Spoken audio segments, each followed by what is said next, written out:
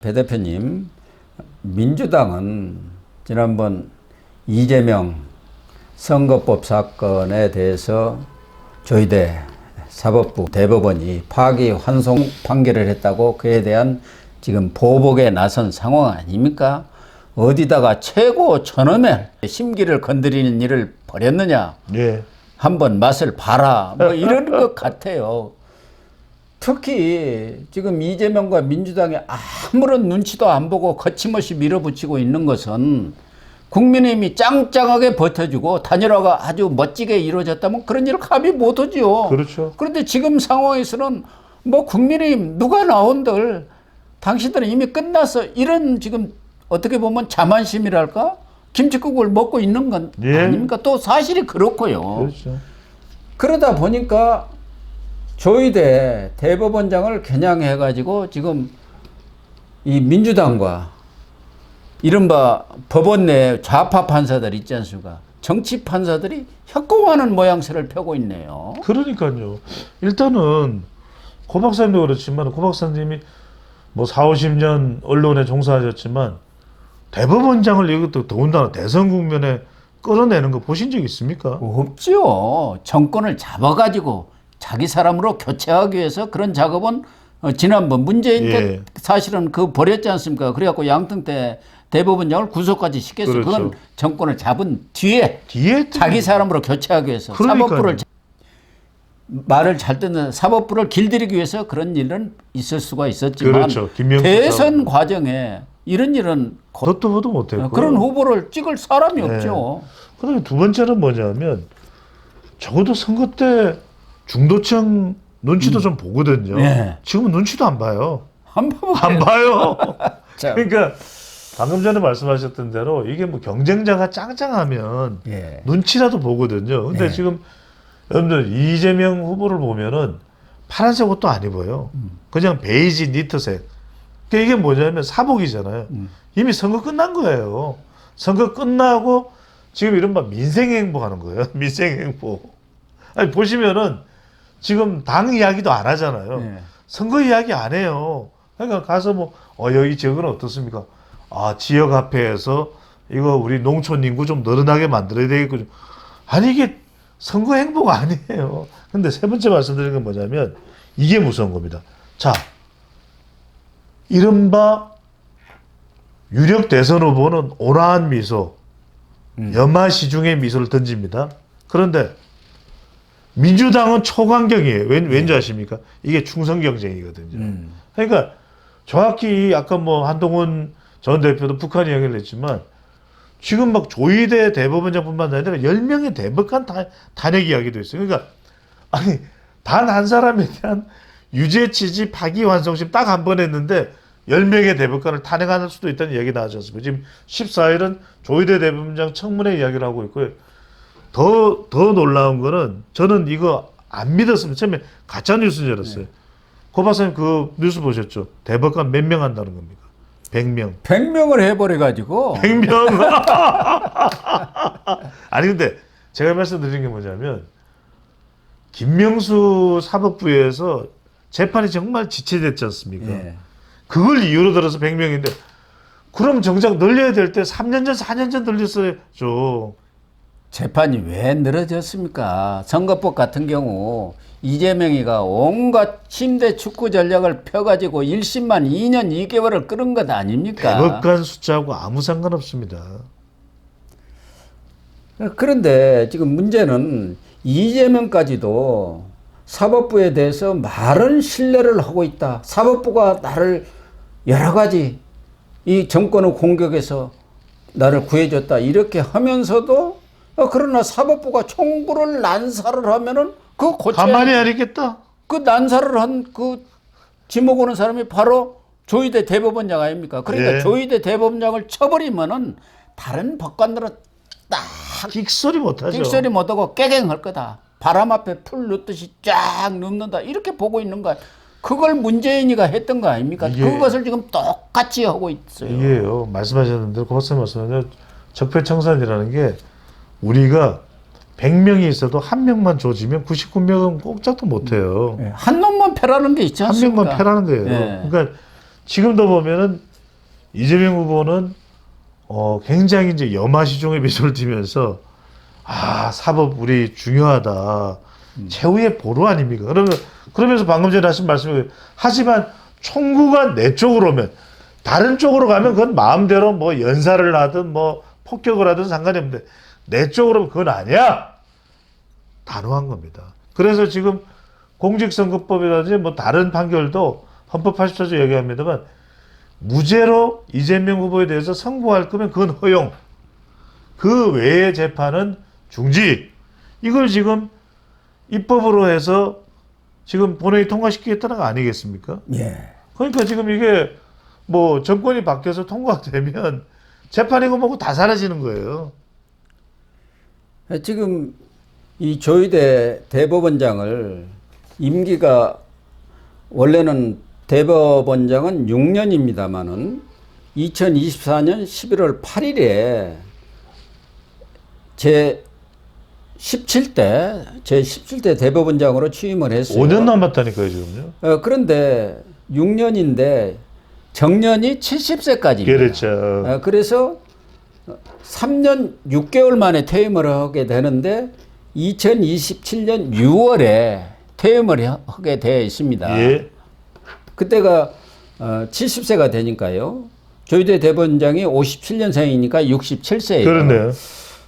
그런데 이걸 지금 못 참아가지고 조희대 대법원장을 쫓아내기 위해서 지금 작업을 벌이고 있는데 과거 양승태 전 대법원장 시절에도 양승태 대법원장 있을 때부터 그 판사 블랙리스트 사건을 일으키고 재판거래 의혹을 제기를 해가지고 양승태 대법원장은 아마 임기가 돼가지고 사퇴를 했는데 결국 검찰에 수사를 받아갖고 구속이 되고 판사들이 200여 명이 검사 앞에 불려가가지고 아주 치도곤을 치렀지요.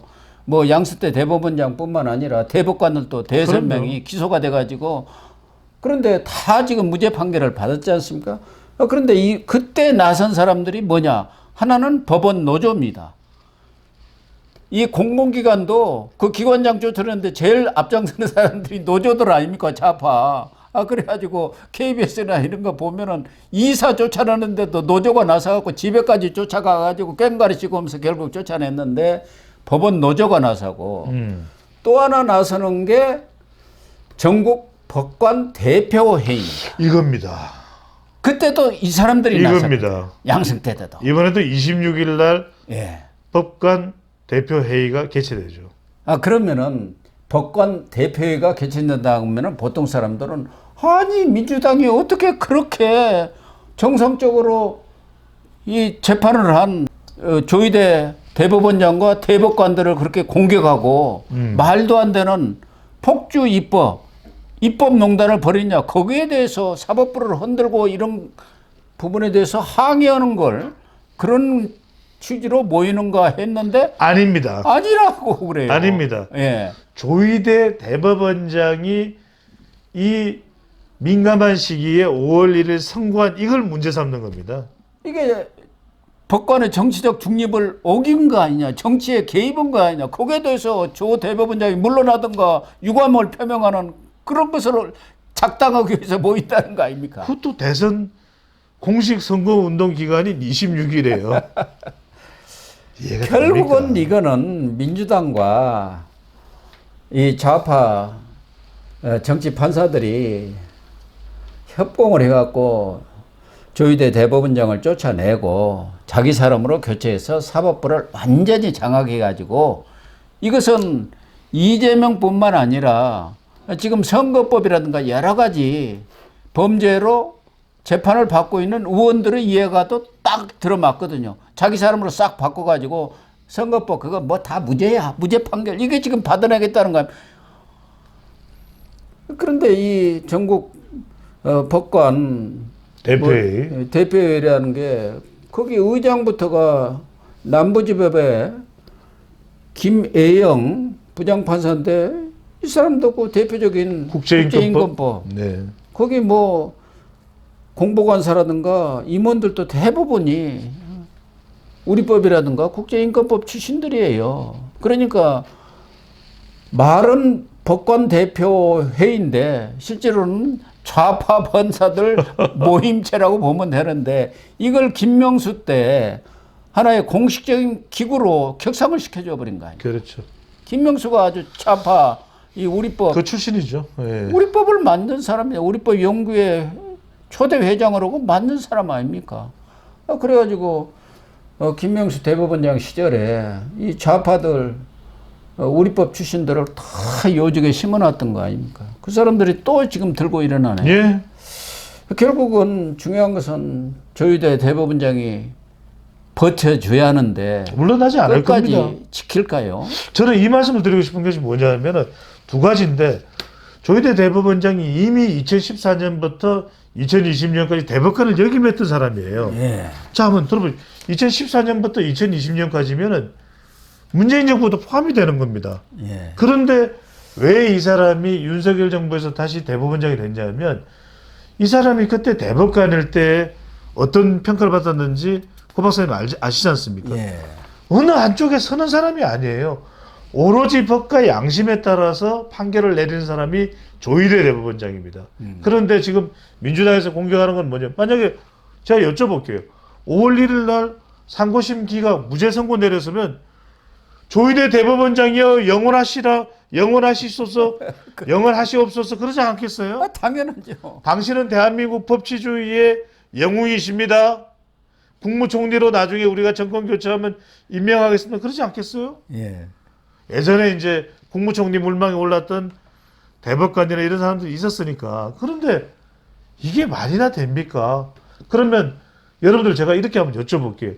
조희대 대법원장이 무슨 여러분들 이 사람이 무슨 조폭이라서 윤석열 전 대통령 친구라서 10명이나 되는 대법관을 입틀막해서 야 똑바로 해. 야 일로 와.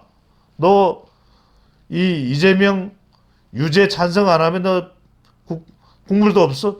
그렇게 해서 그 10명의 대법관이 찬성했겠습니까? 조희대 대법원장도 이 판결에 있어서는 n분의 1입니다. 대법관들이 대법원장의 말 듣고 거기에 따라서 순응하고 거기에 따라서 의사결정하는 데는 아니지 않습니까?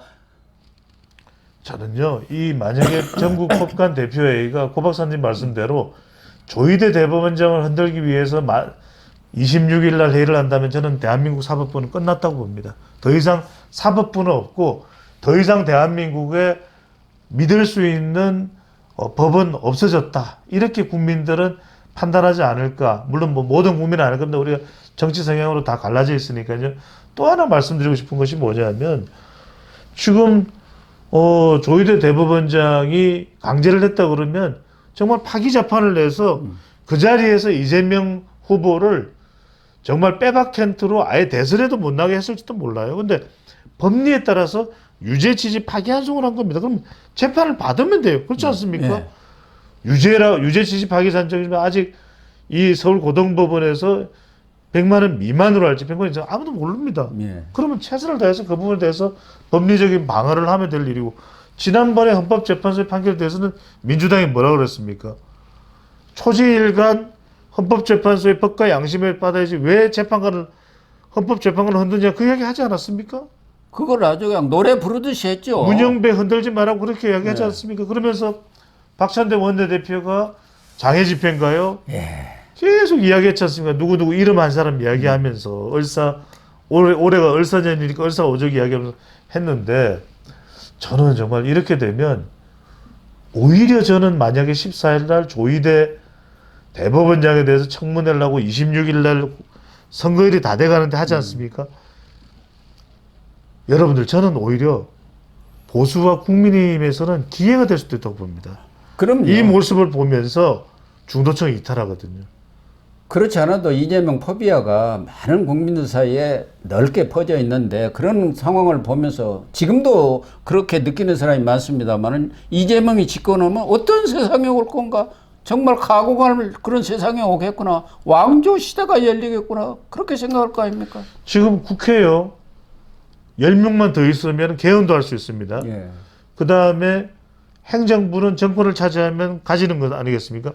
사법까지 장악하면 삼권 분립이 아니라 삼권 일체가 되는 겁니다. 삼위일체예요. 그게 존엄이라니까요.